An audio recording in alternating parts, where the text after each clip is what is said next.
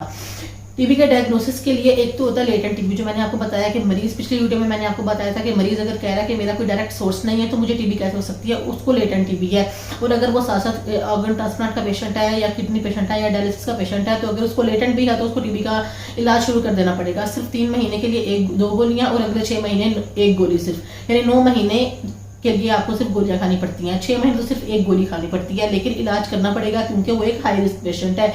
इसके अलावा अगर ये एक्टिव टीबी है या डायग्नोस हो गई है तो इसके ट्रीटमेंट के लिए, इसका डायग्नोसिस के लिए हमें जो है वो स्प्यूटम कल्चर यानी बलगम का कल्चर करवाना पड़ेगा।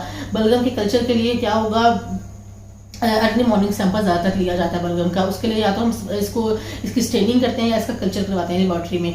और इसका जीन एक्सपर्ट भी हो सकता है जो कि 2 घंटे के अंदर अंदर ये बता देता है कि मरीज में दवाई असर कर रही है या नहीं, या दवाई के खिलाफ रेजिस्टेंस तो नहीं पैदा हो गई मरीज के अंदर, या फिर उसको दोबारा से बीमारी नए सिरे से तो नहीं शुरू हो गई बाद में, या लेटर इन लाइफ उसको रिलैप्स तो नहीं हो गया। तो ये जीन एक्सपर्ट एक टेक्नोलॉजी है, उसके जरिए पूरी जीनोम की सीक्वेंसिंग हो जाती है, यानी कि जीन्स का जीनोम के बारे में, यानी कि जो हमारी जीन्स होती है ना उनको रीड कर लिया जाता है समहाउ।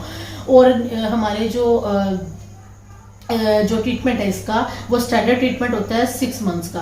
6 मंथ रजीम में ये होता है कि आपको पहले 2 महीने 5 गोलियां जो इसकी होती हैं वो लेनी पड़ती हैं। ये मैं आपको इसलिए बता रही हूँ क्योंकि इसका जो ट्रीटमेंट है वो डायरेक्टली ऑब्जर्व थेरेपी के मुताबिक WHO ने रिकमेंड किया है। WHO यानी वर्ल्ड हेल्थ ऑर्गेनाइजेशन, उसमें इसका जो डायरेक्ट ट्रीटमेंट है वो इसका डायरेक्टली ऑब्जर्व थेरेपी होता है, क्योंकि सबसे ज़्यादा इसका फेलियर रेट या पेशेंट का डेथ रेट इसका इसलिए ज़्यादा है क्योंकि पेशेंट कन्विंस नहीं होता दवाई लेने के लिए, खफगी हो रही है या दिल नहीं कर रहा या मतली हो रही है, या प्रेगनेंसी की वजह से बहुत सी लेडीज़ ये दवाइयाँ लेना छोड़ देती हैं। लेकिन किसी भी सूरत हाल में खुद को मरीज को यानी कि अपने हवाले नहीं कर देना, हमेशा इसकी डायरेक्टली ऑब्जर्व ट्रीटमेंट होगी। यानी कि या तो पेशेंट जाता है हॉस्पिटल या फिर हॉस्पिटल स्टाफ घर आता है और अपनी निगरानी में फॉलो करवाता है दवाइयाँ।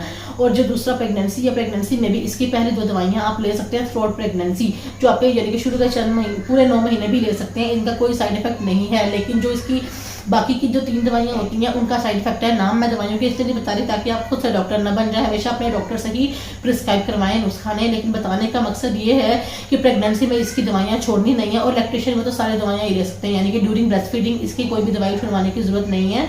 और वो यानी कि ब्रेस्ट मिल्क में इसकी कोई भी दवाई नहीं जाके बस बच्चे को असर करेगी। प्रेगनेंसी में आपने डॉक्टर की हिदायत के मुताबिक कुछ दवाइयाँ लेनी है और कुछ छोड़नी है। इसके अलावा ये सिर्फ 6 मंथ्स का ट्रीटमेंट होता है। स्टैंडर्ड ट्रीटमेंट अगर बहुत से पेशेंट रेजिस्टेंस भी है और मरीज में दवाई एक खास किस्म की मरीज में खास किस्म की दवाइयाँ नहीं भी असर कर रही तो 8 महीने तक ट्रीटमेंट जाता है, यानी कि पहले 3 महीने ज़्यादा गोलियाँ लेनी पड़ती हैं, अगले 5 महीने सिर्फ 2 या 3 गोलियाँ लेनी पड़ती हैं, और साथ साथ टेस्ट करवाने पड़ते हैं। हर चीज़ का एक इलाज है। इसकी कॉम्प्लिकेशंस के भाई गुर्दे फेल हो गए या लीवर फेल हो गया या जिगर काम नहीं कर रहा, हेपेटाइटिस हो गया, उसकी वजह से ये दवाइयाँ मुकम्मल तौर पे छोड़ नहीं देनी। अगर ऐसा है तो हर महीने बाद टेस्ट करवाने हैं, और अगर ये आपके किडनी के टेस्ट या लीवर के टेस्ट डिस्टर्ब आ रहे हैं तो वीकली टेस्ट करवाने हैं और कुछ चंद दवाइयाँ छोड़नी है और बाकी लेनी है, यानी इलाज कंप्लीट करना है।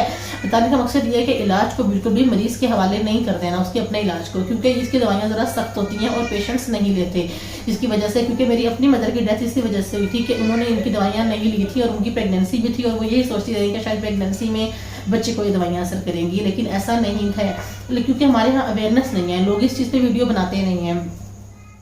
और इसके अलावा जो हमारे पास जो लंग्स की टीबी है, मैंने आपको बताया उसका 6 मंथ्स का ट्रीटमेंट है। जो बाकी ऑर्गन्स की टीबी है यानी एक्स्ट्रा पल्मोनरी अगर टीबी हो गई है, दिमाग की हो गई है, खुराकी नाली की हो गई है, तो इलाज 2 साल तक जाएगा, लेकिन या 1.5 साल तक जाएगा, लेकिन करना पड़ेगा, इस सूरत में भी आपको करना पड़ेगा।